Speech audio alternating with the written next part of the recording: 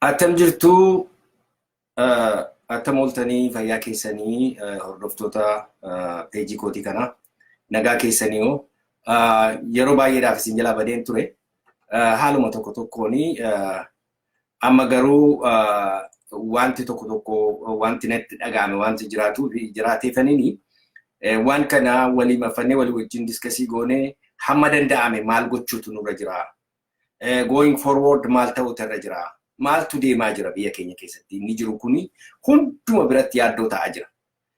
Haala amma deemaa jiru kun haala jabaa ta'aa jira. Haala walitti dhufnee walitti haasa'uu, walitti ergaa walitti dabarsuu, dhaamsa walitti dabarsuu, wal to'achuu, wal hubachuu, wal gargaaruu, wal dhaggeeffachuu yeroo inni barbaachise amma yeroo hundumaa caalaa. Kanaafanii dhufee anis immoo yaadan qabu yaada nu gargaara kan jedhu karaa koo nu gargaara kan jedhu tokko ni darbachuu barbaada. Maal nu wayyaa attam goonaa garamitti adeemnaa maaltu deemaa jira eessa dhannaa isa jedhu kanaaf nu gargaara kan jedhudha. Please namoota beektanii friendii qabdanitti hamma dandeessanii share naa godhaati. Yaadi kuni yaada walitti nu fidu yaada hundumtuu Oromoo dhalli Oromoo tokko yaaduun irra jiru baruun irra jiru beekuun irra jiru akkamittiin gara fuulduraatti deemuutu nurra jira isa jiru haala jiru ilaallee haalli jiru kana xiinxallee kan nu baasu karaa road map ilaalu maaltu gara fuulduraatti nu deemsisa karaa kamtu nu baasa isa kamirra yoo tarkaanfanne nu wayi ammaaf isa kam lafa keenya isa kam yoo kaafne isa kam baanii yoo ceene dildee isa kamiin yookiin immoo riqicha isa kamiin yoo dhimma baan isa jedhu kana ilaaluun nurra jira. Maaliifi hammuma wal'aansoon jabaate hammuma saba Oromoo irribaa ka'e hammuma deemuun dhiibbaan jabaatee dhufettitu diinnis hammuma kana jabaataa diinnis hammuma kana harkasaa kaasaa hammuma kana taaktikii istiraatejii isaanii guyyaa guyyaatti jijjiiruudhaan naavigeetii gochuudhaan hamma danda'ame Oromoo mataa naannessuudhaan Oromoo konfiyuuzii gochuudhaan gara booddeetti deebisuu yaalaa jiru. Kanaaf Oromoon tokkoffaa kana duukaa bu'ee hordofee lafa isheen itti guduunfitu kana furgaasaa ishee kana gagadhiisisee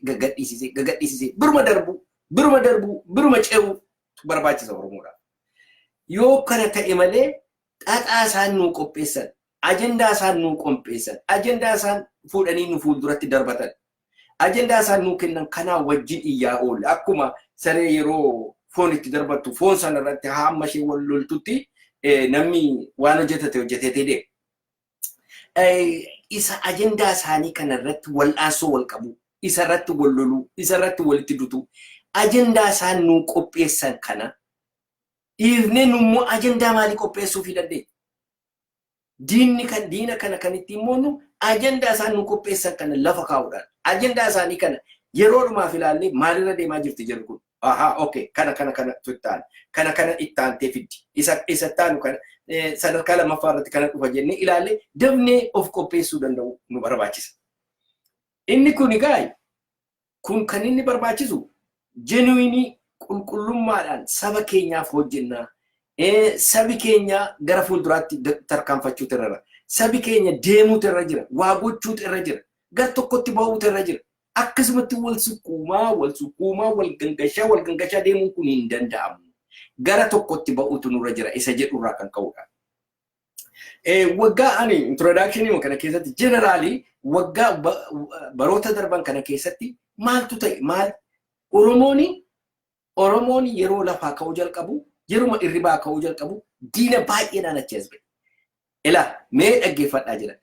Diinni anamma akkatti diinni yaadaa ture akkatti diinni istiraatejii diinni itti dhimma ba'aa ture isinii himuu barbaada. Jabanaa Haayile Sillaasee yeroo Jeneraal Taaddasee Birruufaa hidhaman yeroo Koloneel Alamuu Qixxeessaa faa hidhaman yeroo Jeneraal Daawit Abdiifaa mana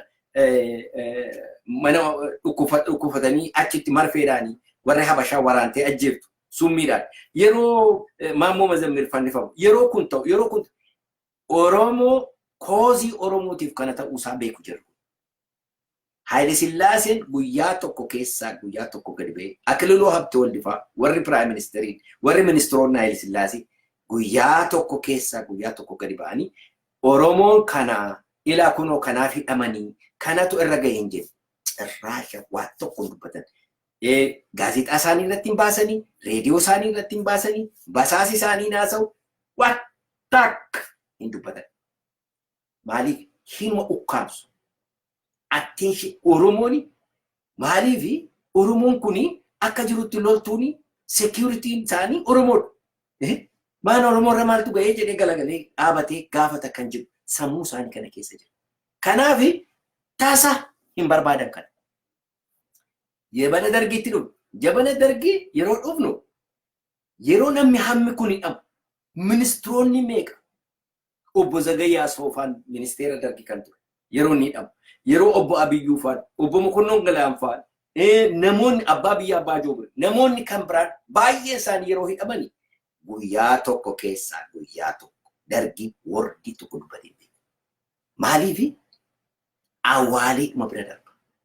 Hinuma awwaala amma danda'ametti awwaala. Maaliif Oromoo harka keenyaan ofitti hin dammaqsinu. Oromoo yoo dammaqe nu balleessa waan jedhee yaaduufi hinuma awwaala. Usuma gadi qabanii utuma sukkuumanii achiin futuq jedha haqanii yaabanii gadi qabu. Achiin futuq jedha keessaa gadi qabu. Utuma jedhanii hin dadhaban out of control har'a kunoo gaduma ba'aa waa'een Oromoodha. Maaliif uummata Oromootu dammaqaa dha. Uummanni Oromoo jabana Minilikii eega dhiitamuu jalqabeeti baay'ee gara booddeetti deebi'ee baay'ee rukutamee harma muranii harka muranii calii calanqootti dabartanii mooraalii isaanii kuffisanii mooraalii isaa kuffisanii waan turanii yeroo dheeraadhaaf ciisee ture. Utuma jedhu wal'aansuun kun bishaataa ka'eetu ijoolleen isaa ijoollee isheetti dabarsaa akkasumatti hin dabarsaadhaan walakkaa fuudha addana ga'ee amma akka garatti dhaabatanii to'atanii dhabaniiru. Kana yeroo dhabanii ijoolleen nafxanyaa lafa jirtu walitti yaa'utti kaata. Dur yeroo mareet laaraashuu jedhanii sana walitti dhufnee walii wajjin lolaa turre. Haa ta'u malee har'a mirgi Oromoo yeroo gaafatamuu jalqabutti Oromoon immoo nu jalaa ba'uun irra jiru kan jedhu irra ga'anii walitti dhufaa jiru jechuu kooti. Kanaaf hammi Oromoon kan jedhan dafee gadi ba'ee wal barsiisuu, walitti iyyachuu, waliif dabarsuu, iyya walii dabarsuu, hamma danda'ame wal barsiisuu danda'u, waan beeknu walitti himu, information jiru walitti dabarsuu, dirqama keenya kana ba'uudhumatu nurra jira. Jaallannes jibbines. Kanan jedha. Kan biraani har'a maaltu deemaa jira? Abiy Faan maalirra jiru? Abiy Faan kun maalirra jiru? Garamitti deemaa jirra? Isa jedhuun haasa'uu barbaade jechuu kooti. Haala isa darbe yeroon tuttuqu maaliifi akkasinii xiqqoo ishee isinitti dhaga'ama akka fiilii gootaniifan malee haala isa durii dubbachuudhaaf. Si'a baay'ee irra deddeebinee kan nuyi dubbanne Abiy Ahmed gaafa dhufee poolisii ispiichii isaa godhu ani sirna Minilikiin deebisaa. Sirna Minilikii inni dhugaanii sirna Minilikii Itoophiyaa tokko kan godhe Haile Sillaaseef Miniliktu Itoophiyaa tokko godhe ani kanaafan ka'ee harmeen koo nugusa taatee naan jette kana hundumaa dubbataa dhufe namichi kun. An Abiy Ahmediin waan kuma dhufu hin qabu. Tasuma kumachuu hin danda'u. Maaliifi kiliirlii dubbateera namni kun. Oromoo hin dhaga'u Oromootu hin dhaga'u nan duudaa. Duuduutu narra jira dhaga'uun barbaadu kan jedhe Oromoo. Oromootu dhaga'uu dide malee Abiy Ahmed waan jiru hunduma isaa dubbataa ture. Yeroo mootummaan tokko ijaaramu, yeroo Prime Ministeriin ofiisii isaa fudhatu, yeroo Prezidentiin tokko ofiisii isaa fudhatu, tokkoffaa viizinii isaa dubbata. Viizinii isaati. Biyya sanaa fi viizinii maalii qaba namni kun? Kana dubbata. Abiy Ahmed viizinii isaa kana dubbate. Viiziniin koo jedhe Minilikiin deebisuudha. Mootummaa Habashaa deebisanii ijaaruudha jedhee dubbate. Hin dhoksinne namni kun. Garuu Oromoon maal jedha namichi kun namni jedhe jiru. Yeroo kana gadi ba'anii iyyaa turre akka wanti kun hin taanetti Oromoon garagalee ilaaluun barbaade. Maaliif cinqaa sana keessaa, hidhaa sana keessaa, reebicha sana keessaa waan ba'eef heereetu gaangeedhuma takaallaa kutatti ta'e. Gammachuu keessanitti, sirba keessanitti, iyya keessanitti dhaabatee ilaaluutu dadhabe Oromoon. Har'a garuu dhaabannee ilaaluu danda'utu nurra jira. Namichi kun akka jedhe. Akka kana jedheen immoo hunduma isaa dhugaa godhe. Hunduma isaa dhugaa godhe.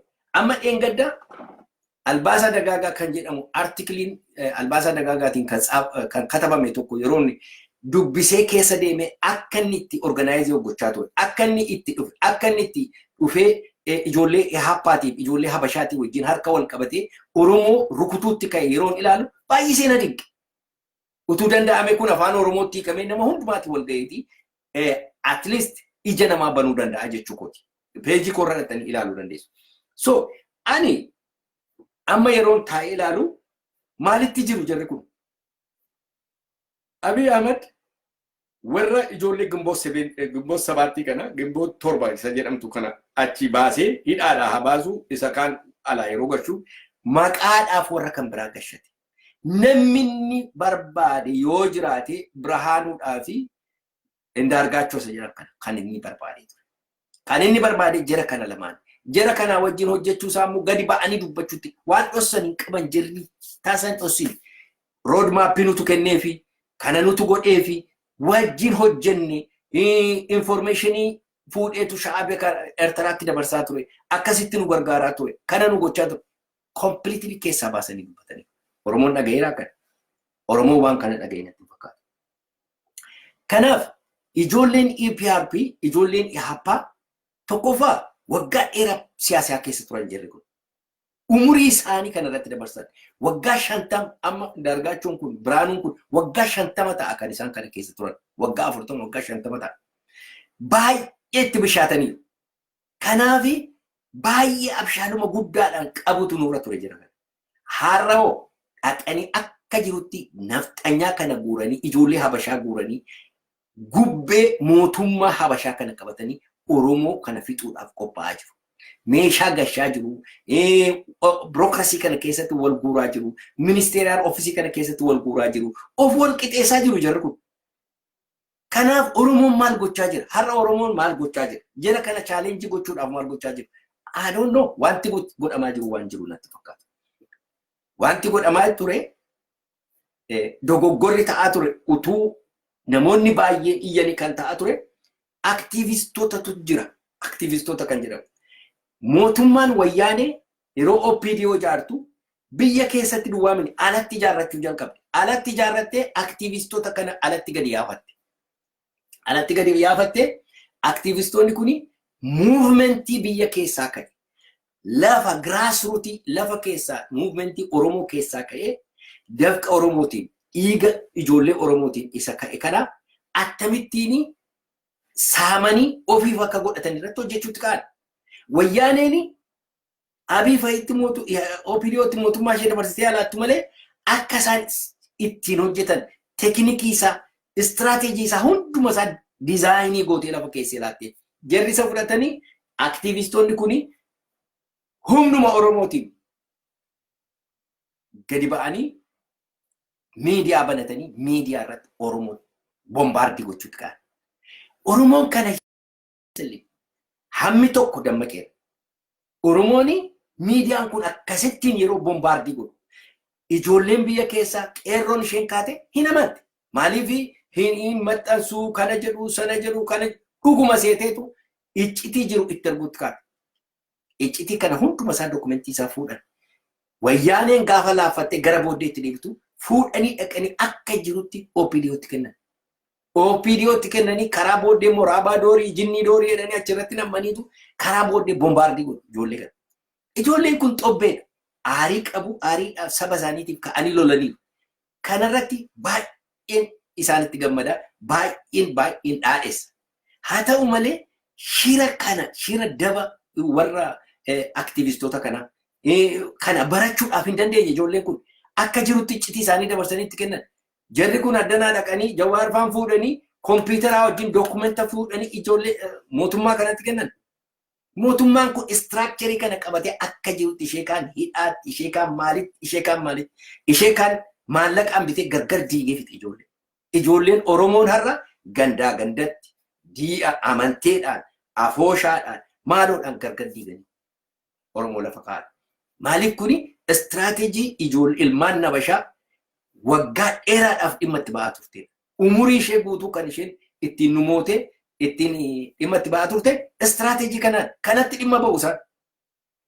Daldaltoonni warri ala kana gochaa turanii hunda kana geessanii sekireetii kana iccitii kanatti kennanii daaraa godhani. Isa duwwaa muumini biyyatti galanii dhaqanii woboo isa biyya saba isaa keessa dhokatee lolu gowwoomsanii abbaa gadaa abbaa maaloo jedhanii gowwoomsanii guuranii fuudhanii hidhaatti naqanii summiidhaan ficcisiisan. Daameejii hammana hin jedhamne daameejii saba keenya irraa gahan. Har'a mee ilaalaa ijoollee Oromoo achi as galagalanii dhufanii balleessaa goone misteekiidha kun jechuun akka misteekii yeroo biiraa dhudhu yeroo akkasuma fudhattu dugda kee irratti gannamu kootii kee irratti waan xiqqoo dhiiga baay'eetitti dhangala'e. Nama baay'eetitti lubbuu baay'eetitti darbe itti gaafatamtu. Kanatti itti gaafatamtu. Amma istiraatejjiin keessan egaa balleessaa goone roodmaappii sana nutu baata kaalkuleeshinii sana nutu baata amma giddini jiru isa lammaffaa immoo zuurii lammaffaa immoo isin gowwoomsina. Kuni tuffii guddaa saba Oromootiif qabdanidha. Aktivistoonni gadi baatanii balleessaa goone balleessaatu ta'e har'a mootummaan Abiyyi nu gowwoomseetu maal nu godhe kana nu godhe afaan Amaaraa afaan Oromoo isa federaal laangujii ta'a jennu fuudhanii kunoo afaan Oromoo hin barsiifnu jedhani kana jedhani jettu.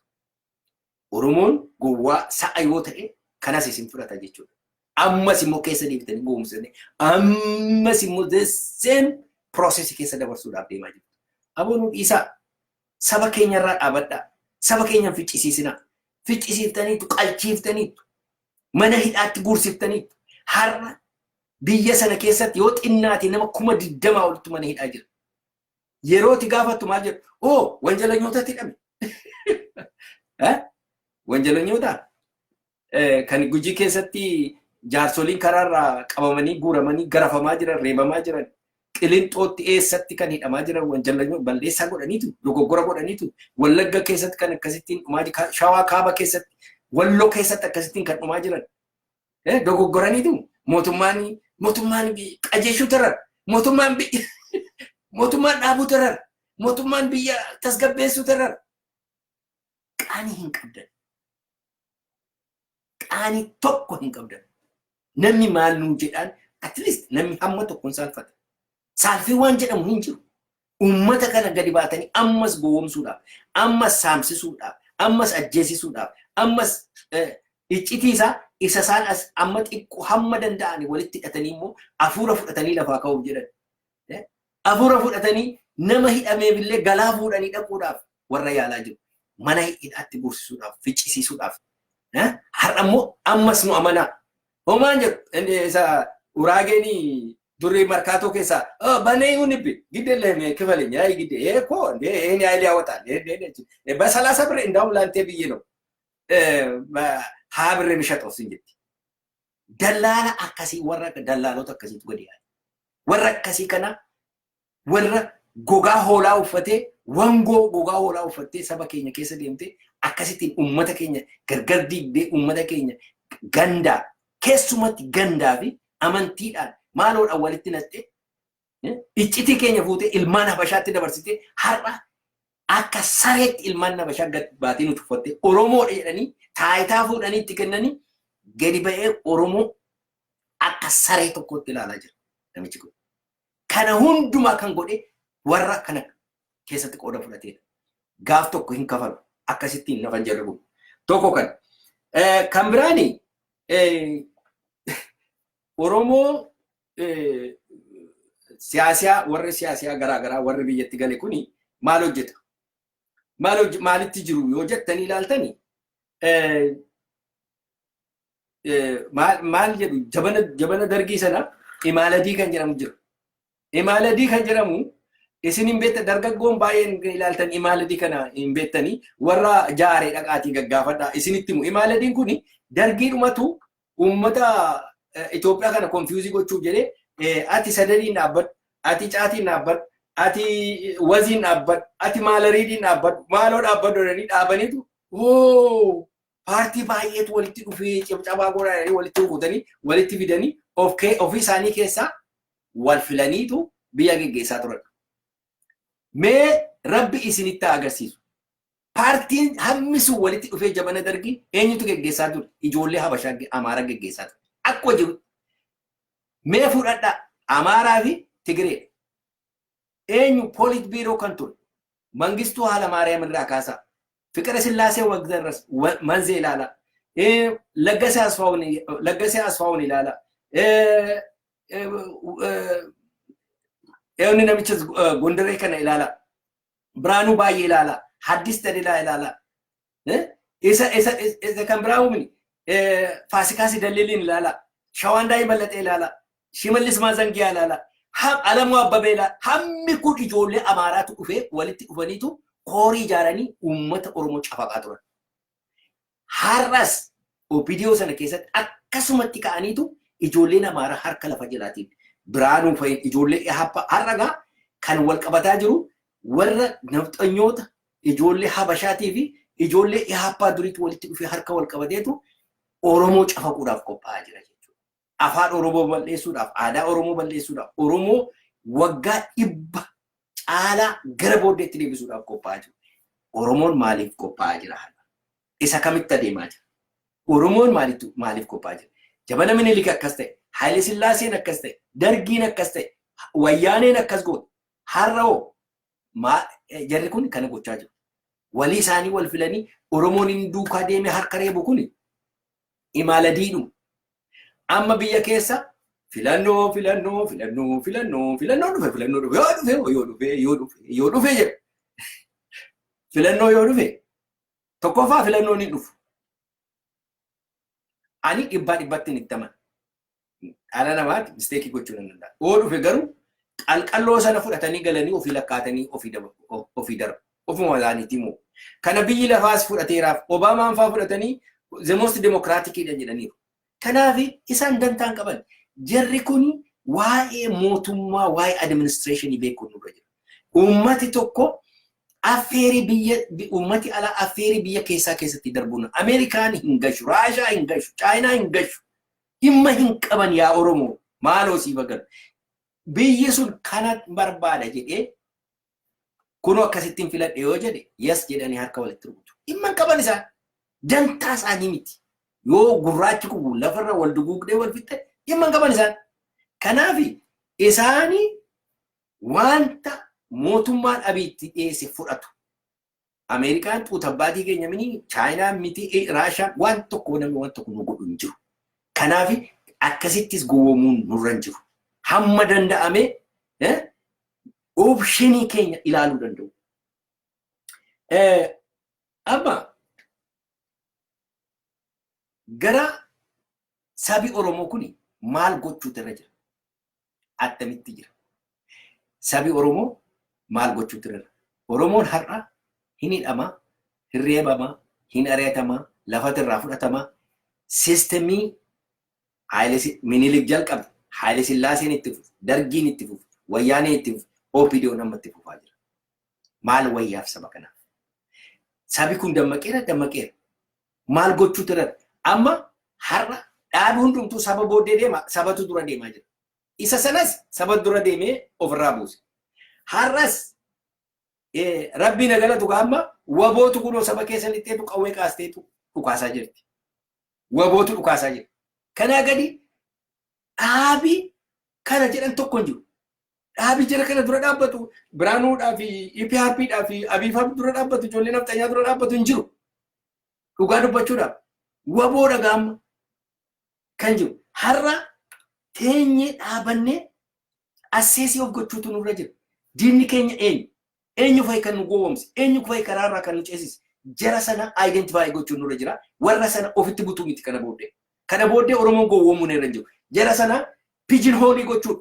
Walitti qabanii eenyu fa'i? Philosophiin isaanii maaliif deemu? Garaadhaaf deemu, uummata Oromoo gurgurachuudhaaf deemu, lafa ijaarrachuudhaaf pookeetti isaanii warra akkasii kan iddoo tokkotti gashanii dhiisu. Isaanii watch gochuu. Achi as deebi'anii har'a eenyu kan waa tokko gochuu danda'u? Waa tokko kan gochuu danda'u biyya sana keessatti haasaan exhaustii godheera. Inni haasaadhaan demokraasiidhaan maaloodhaan kanaan inni jedhamu dhumate hin jiru. Oromoon ofumaa of gowwoomsa hin jiru dhumate. Haasaan hin jiru. Haasaan kan jiru dhukaasaa walitti haasaa jiran. Amma hamma danda'ametti warra ofirraa lolataa jiru bira dhaabbachuudha sabi Oromoo. Kan inni godhu maal gochuu kan inni danda'u kan wanti jiru Oromoo isa har'a ofirraa lolataa jiru. Oromoo isa ofirratti du'aa jiru. Isa manni isaa irratti gubataa jiru. Isa bira dhaabbachuu dubbatu nu baasa. Kan waa takka kan nu baasu hin jiru. Dhaabi kana booddee sii dhufu hin jiru. Inni isaanii yeroo hundumaa sarpiraayiziidhaan attentionii kee achirraa fuudhan. Waldaansoo kee irraa si afaan faajjessuudhaaf. Gaafi kunoo sirba abaluu jira jedhu. Gaafi kunoo abaluutu achitti hidhame. Saawud Arabiyaatti abaluu hidhame. Inni kaan Ijiptitti Kaayirootti abaluutti hidhame. Oromoon takkatti galagala. Takkatti galagala. Qalamee otoo beelitti ta'e Oromoon. Sana hundumaa dhiisee fookasii gochuu danda'u irra wallaansoo saba Oromoo. Fookasii gochuu 100% fookasii gochuu danda'u irra jira sabi Oromoo. Kanaa gadi akkasumatti utuma joonja'u takka inni kun achi yeroo cabacabu akkas jettee ilaala. Yeroo asii harka rukutu gama ilaala. Yeroo kana achi ilaala. Utuma jettu confused taata. Kanaaf waan ilaalturraa wallaansoo keerraa gara fuulduraatti gara booddeetti deebiin. Warra Saawud Arabiyaatti ijoollee keenya obbolaa keenya haadhoo keenya hin gaddinaaf. Hin gaddinaaf. Waaqayyo isaan biraa dhaabbatu. Waa'ee namaa maqaa namaa kaasanii abbaan kana godhee achitti abaluutis we don't care. Abbaan fedhee haayisisu garuu rabbi isaan baasu. Gargaaru ulmaan keenya. Dhiiga keenya gaaf tokko hin deebi'u isaan.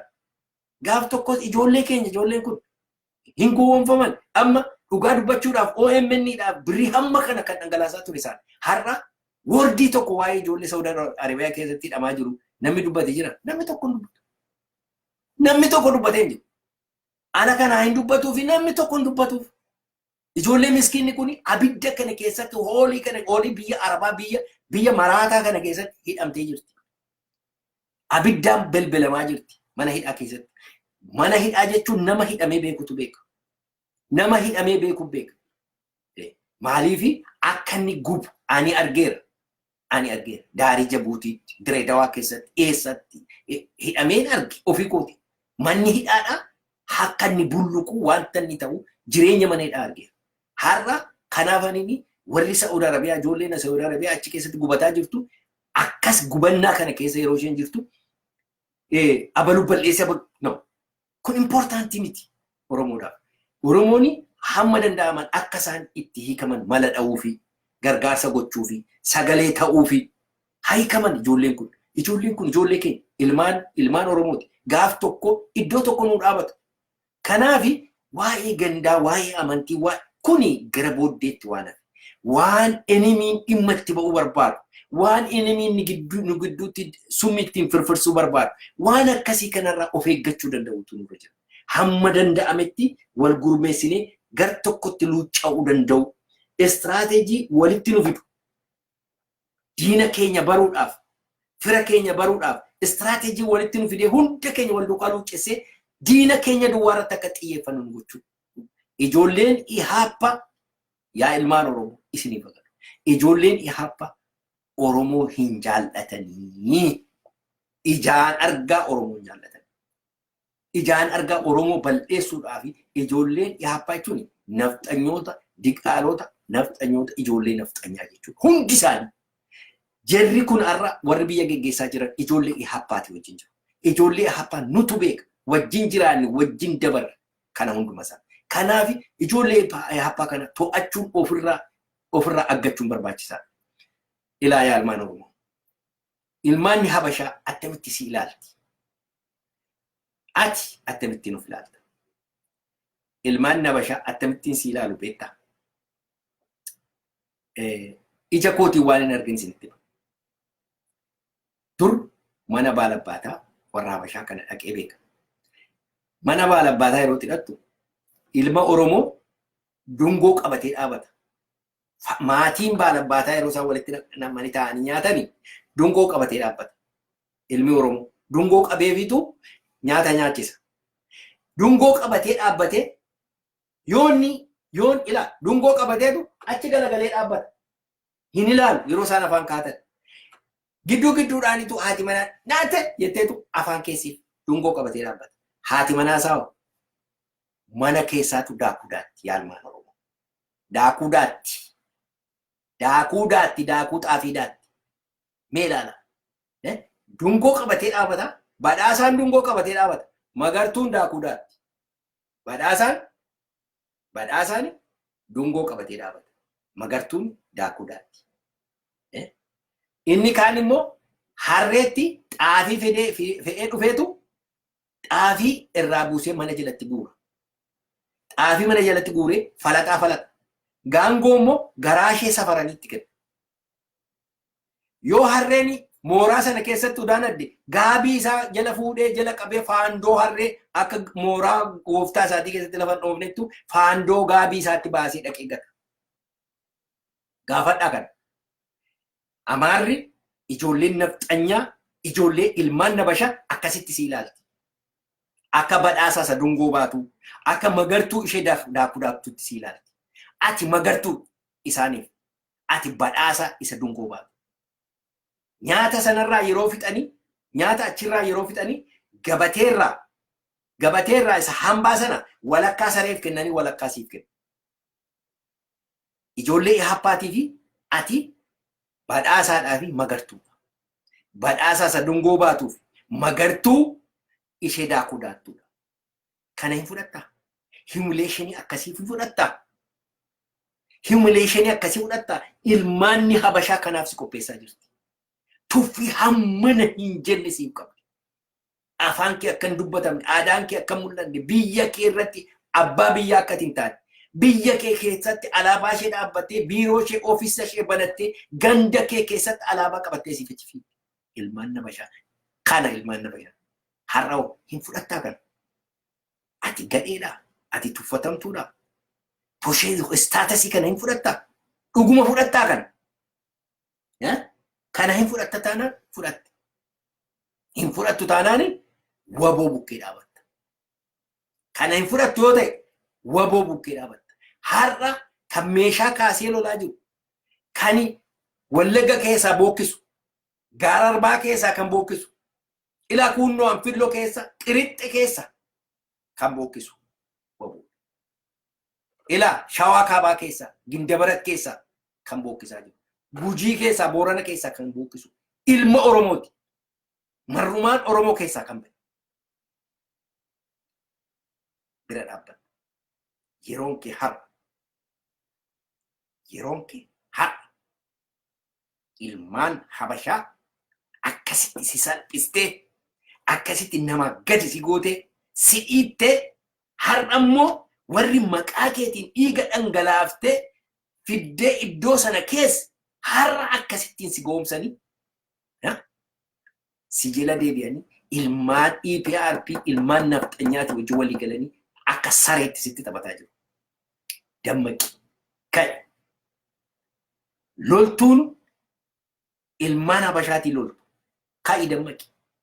Biyya abbaa keetiif Oromoodhaaf dhaabbadhu. Saba keetiif dhaabbadhu. Warra gandaan sitti ololu, warra amantaadhaan sitti ololu, warra akkasii warra gogaa hoolaa uffatanii wangoo biyya keessa naannaan ofirraa aggadhu. Ofirraa deebisi. Jarri kun siif hin ta'an. Garbummaadhaaf si qopheessaa jiru. Garbummaa bara baraatiif si qopheessaa jiru. Ilaa dhaggeeffadhaa. Warri kanaan dura isinitti himneera. Warri ilmaan Oromoo gowwoomsuu barbaadan. Warri ilmaan Oromoo amma waboo warra gargaaruudhaaf deemu. Waboo bukkee dhaabbachuu warra deemu. Gowwoomsuu barbaadan. Soobuu barbaadan. Nagaadhaan fidna. Nagaadhaan maaloodha. Kunoo kana achi gan achi ciimna achi kaana jettanii warri gowwoomsitan of eeggadhaa. salphachuu akka amma salphataa jirtan kana salphatu. Homo tokko gochuu dandeessan. Ilmaanni Habashaa tasa akka namaatti si fudhatu. Akka badhaasaa isa dungoo baatuuf akka magartuu ishee daakuu daattutti si fudhatti. Jaallattes jibbites. Waan tokko beeki. Wallaansoon kuni hakufu, hagangalatu, hafoqoqu, hadaa'imu.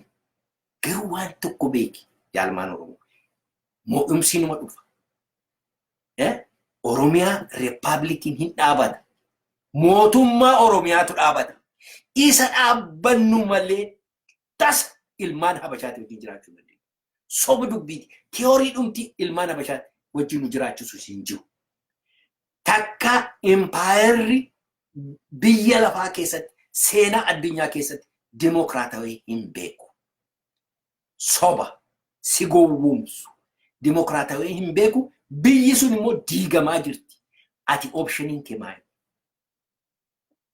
Warri addana irratti baatanii Oromoon demokiraasiin hin jiru. Garamitti deemtu? Opshinii isin qabdani Oromoodhaaf maali?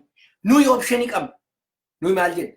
Bilisummaadha, walabummaadha, Democratic Republic of Oromiyaa ijjeerran abbaan fedhe hallayyaatti gadadamu. Dura Oromoon biyya isaa dhaabbachuu irra jira. Eega biyya dhaabbatee booddee sabaaf sablammii hundumtuu nu wajjin dhaabbatu. Sababa hin qaban tokkoffaa risoorsii nutu qaba. Biyya nutu qaba. Lafa nutu qaba. Albuudaa nutu qaba. Osoo hin jaallatin nu wajjin dhaabbatu. Opshinii kana qabna. Waboon opshinii kana qaba.